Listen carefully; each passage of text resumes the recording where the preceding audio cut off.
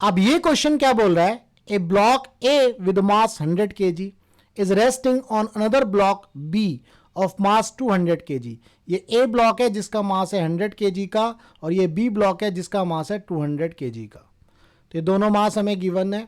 As shown in figure, a horizontal rope tied to a wall holds it. तो यहां पर आप देख सकते हैं ए ब्लॉक को एक हॉरिजॉन्टल रोप ने टाइड किया हुआ है, यहां पर आप डायग्राम में देख सकते हैं।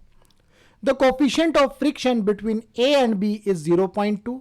तो जो ए और बी है उसके बीच में कोफिशिएंट ऑफ फ्रिक्शन, यानी कि यहां जो कोफिशिएंट ऑफ फ्रिक्शन है वो कितना है आपका, म्यू इज इक्वल टू 0.2।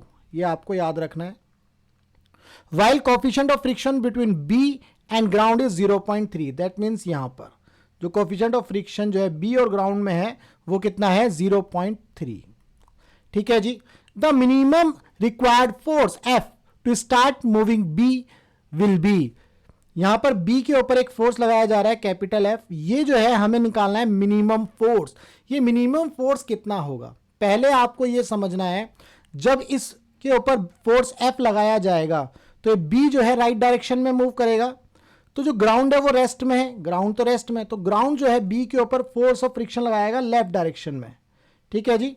तो इसके ऊपर जो अप्लाइड फोर्स है वो राइट डायरेक्शन में, बी के ऊपर ग्राउंड की वजह से जो फोर्स ऑफ फ्रिक्शन लगेगा वो एफ बी जी, जो डायग्राम में आप यहां देख रहे हैं ये आ गया। सिमिलरली ए जो है वॉल के साथ टाइड है, तो इसका मतलब ये भी रेस्ट में है, ये भी रेस्ट में रहना चाहेगा। तो जब बी जो है बीच में से निकलेगा, मूव करेगा, इस डायरेक्शन में मूव करेगा, तो ए जो है बी के ऊपर फोर्स ऑफ फ्रिक्शन इस डायरेक्शन में लगाएगा, वो भी जो कि डायग्राम में दिया है F A B. F A B यहां ऐसा बोल सकते हैं, force on B by A. ठीक है, ये ड्यान रखिएगा, force of friction on B by A. ये बेटर होता अगर ये एफ बी ए होता, तो ये मैच कर जाता आपका नीचे वाले से, force on B due to ground, force of friction on B due to ground and force of friction on B due to A. तो ये करेक्ट मैच कर जाता। ठीक है, चलिए जैसा भी है, अब हमने इसको एफ बी ए लिख दिया है। तो यहां से हम क्या कर सकते हैं, हमारा जो नेट फोर्स है एफ, अब इसको आप बैलेंस कर सकते हैं, force on B A F B A is equal plus F B G. ठीक है जी। अब force of friction between B and A की बात करें तो ए का जो वेट है वो नीचे की तरफ एक्ट करेगा, ये आपको पता है, नीचे की तरफ एक्ट करेगा, तो इसके ऊपर एक नॉर्मल रिएक्शन लगेगा, मान लो ये R1।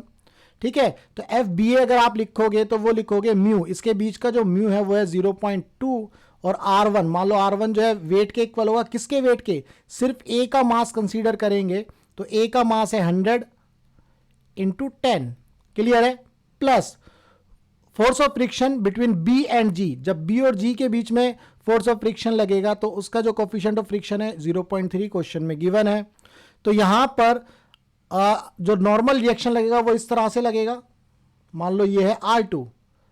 ठीक है जी। तो बी के ऊपर अगर हम देखें तो वेट जो है ए और बी दोनों का वेट लगेगा, बी के ऊपर अगर हम देखें तो ए और बी दोनों का वेट लगेगा, और दोनों का वेट कितना हो जाएगा, 100 प्लस 200 यानी कि 300 इंटू 10। ये जी की वैल्यू आ गई, तो ये हो गया मास इंटू 10। ठीक है जी।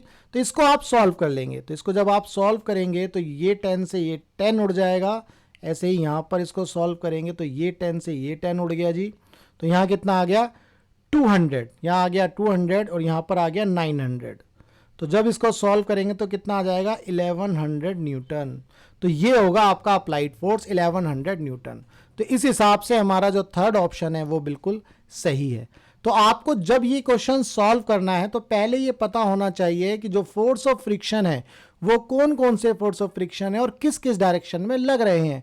उसी के हिसाब से आप फोर्सेस को बैलेंस करेंगे और उसी के बाद सारी वैल्यूज पुट करके आप इसको सॉल्व करेंगे।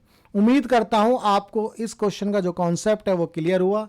अगर इसमें कुछ भी डाउट है तो आप जो है इस वीडियो में कमेंट करना, तो आपका डाउट मैं क्लियर कर दूंगा। अगर कॉन्सेप्ट क्लियर है तो वीडियो को लाइक करना और चैनल को सब्सक्राइब करना मत भूलना। मिलेंगे हम अपनी नेक्स्ट वीडियो में।